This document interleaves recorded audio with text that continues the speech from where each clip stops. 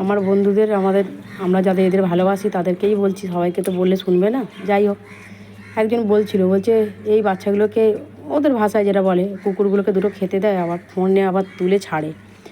আমরা এদেরকে খেতে দিয়ে ফোনে ছাড়ি না, আমরা এইটা বলতেই ছাড়ি যে আমরা এত বাচ্চা দেখতে পারবো না, কিন্তু একটা দুটো বাচ্চাকেও যদি আমরা দুটো দুটো খেতে দিই, ওদের একটুখানি জায়গা দিই বসতে, এতে তো আমাদের কোনো অসুবিধে নেই।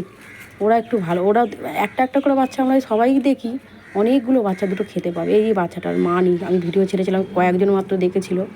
মাটাকে পিটিয়ে মানে মরে যেতে হলো, এমন মার মেরেছিল, নার্ভের প্রবলেম এসে গেছিলো।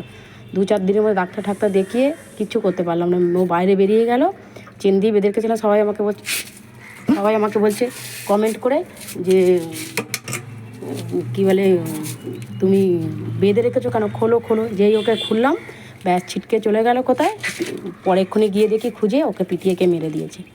তো এই কারণেই আমাদের এই কথাটা বলা, যে এই যে তারপরে আর একটা বাচ্চা ছিল, তাকেও মেরে ফেললো। এই একটাই আছে এখন আমার বাড়িতে এসে শুচ্ছে। তাই সেই বলছে যে কী করবে, এরা কোথায় যাবে, এদেরকে সবাই এত মারলে, অত্যাচার করলে। পটল, তুই কিন্তু এসে কামড়াবি না বাবু। না খাও, তুমি খেয়েছো। এই পটল চলে যা, খাওয়ার কাছে তুই চলে যা, পটল তুই চলে যা, একটু কামড়াবি ওকে, যা। ও এমনি ওর যন্ত্রণায় মরছে। যাই হোক, এই করে জন্যই বলা আমাদের যে ওদের একটু ভালোবাসুন, দুটো খেতে দিন। ওরা কোথায় যাবে, সবাই দেবে না, সবাই দিলে ওরা এত অত্যাচারই হতো।